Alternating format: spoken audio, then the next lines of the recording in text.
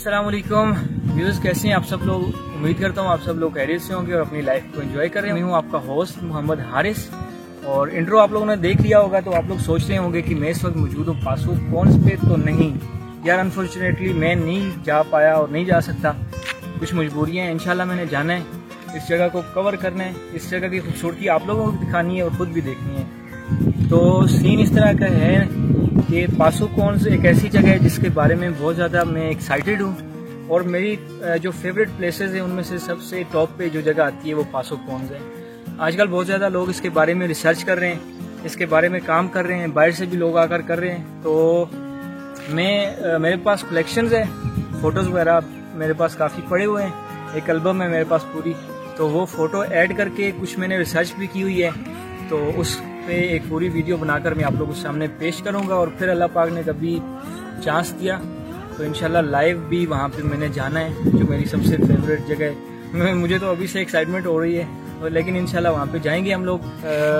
आप लोगों को ज़ाहिर है मैं साथ लेकर जाऊँगा, यानी कि आपको दिखाऊँगा वो जगह। तो शुरू करते फिर अपनी वीडियो, आज की फ़ोटोज़ पे ही गुजारा करते हैं। कभी आप लोगों ने कुदरत पर गौर किया है? इस चीज़ को आपने कभी महसूस किया है कि कुदरत ने आपको कितना नवाजा हुआ है? पहाड़, दरिया, समुंदर, अलगर्ज कितनी ही ऐसी चीज़ें हैं जो आपके लिए अल्लाह पाक ने, कुदरत ने तख्लीक की हैं। तो आइए इन नेमतों का हम लोग शुक्र बजा लाते हैं और इन पर गौर करते हैं।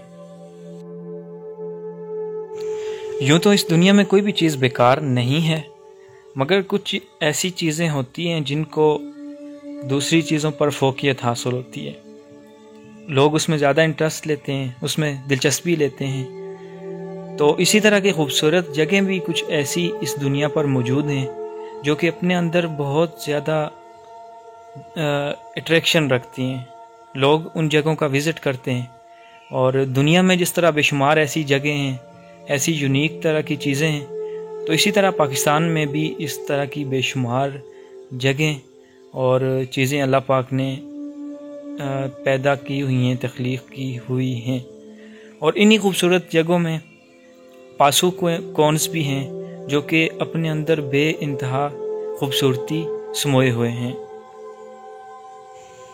अच्छा, तो गिलगित बल्तिस्तान में हुंजा के एक खूबसूरत गांव गिलमत में शराइक कुराकुरम पर वाक़या ये अजीबो-गरीब नोकदार चट्टानें पासो कॉन्स कहलाती हैं और दरिया किनारे इन कॉन्स का हुस्न देखने लायक है। अगर आप हुसैनी ब्रिज पर जाएं तो हुसैनी ब्रिज से थोड़ा आगे ये कॉन्स दूर से ही नज़र आ जाती हैं। यहाँ पासो ग्लेशियर भी है और पासो ग्लेशियर भी अपने अंदर एक बहुत बड़ा हुस्न, यानी कि बहुत खूबसूरत है पासो ग्लेशियर भी। सियाहत की दुनिया में पासो को असतीरी हैसियत मिल चुकी है और इस शोहरत की वजह कुदरती हुस्न है और इसकी दिलकशी है जो बहुत ही मुनफरिद है। और ये मखरूती उठती हुई चट्टानों, सरसब्ज़ व शादाब खेतों, चौड़े पाट के दरिया, छोटे मगर खूबसूरत बागात और लजीज मेवा जात की कल में हर तरफ खूबसूरती ये नुमायाँ है। और वादी में जब अंधेरा छा जाता है और सूरज की किरणें धीरे धीरे सिमट कर को देखकर गुमान होता है कि तो पासो कॉन्स दुल्हन ने सुर्ख जोड़ा पहना हो। इस मंजर के दीवाने दुनिया में लाखों हैं और ये पाकिस्तान में भी हैं और बैरून मुल्क भी हैं। और ये दीवाने इसे देखने के शौक में जोक दर जोक हर साल यहाँ पर पहुँच जाते हैं। इंटरनेट पर इस पहाड़ की हज़ारों तस्वीरें हर साल पोस्ट होती हैं। मुख्तलिफ फ़ोटोग्राफ़र आकर इसकी तस्वीरें लेते हैं और फिर वो वापस चले जाते हैं। तारीख़ी हवाले से अगर बात की जाए तो पासो गांव बहुत बड़ा हुआ करता था, यानी कि पासो कॉन्स का जो नाम है ये बेसिकली एक गांव है पासो, और उसी पासो गांव की वजह से, क्योंकि ये पहाड़ उसके नज़दीक है, तो पासो कॉन्स इसको कहा जाता है उस गांव की वजह से। और तारीख़ी तौर पर ये गांव बड़ा मशहूर और बहुत बड़ा हुआ करता था।